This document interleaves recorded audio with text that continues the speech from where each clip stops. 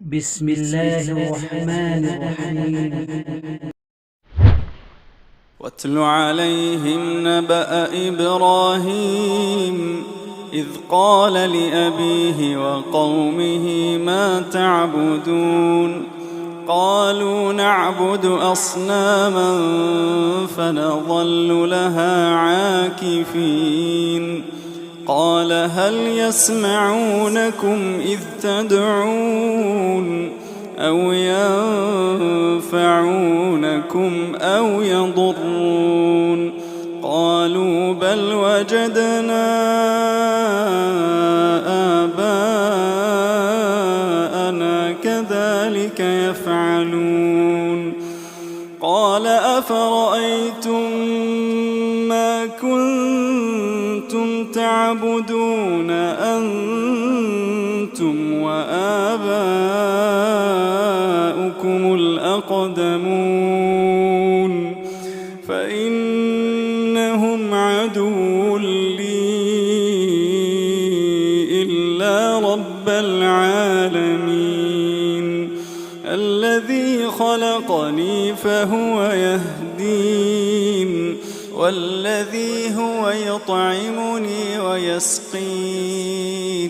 وإذا مرضت فهو يشفين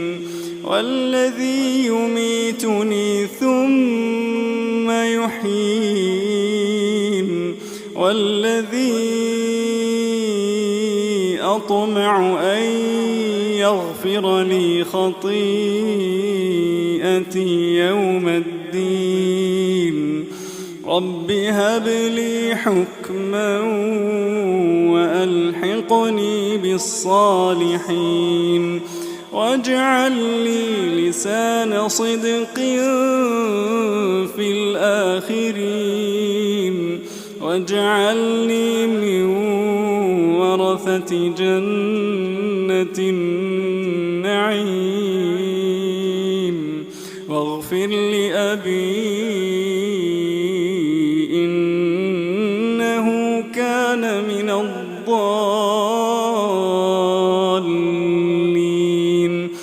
ولا تخزني يوم يبعثون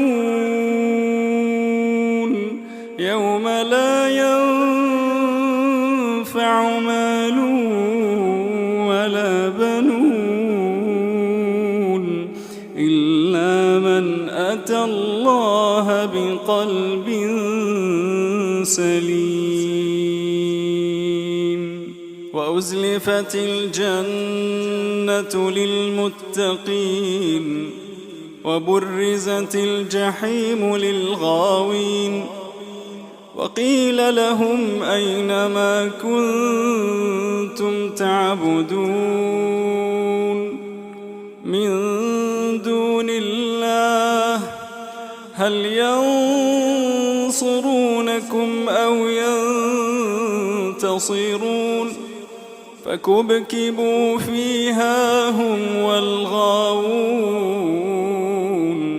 وجنود إبليس أجمعون قالوا وهم فيها يختصمون تالله إن كنا لفي ضلال مبين إذ نسويكم برب العالمين وما أضلنا إلا المجرمون فما لنا من شافعين ولا صديق حميم فلو أن لنا كرة فنكون من المؤمنين إن في ذلك لآية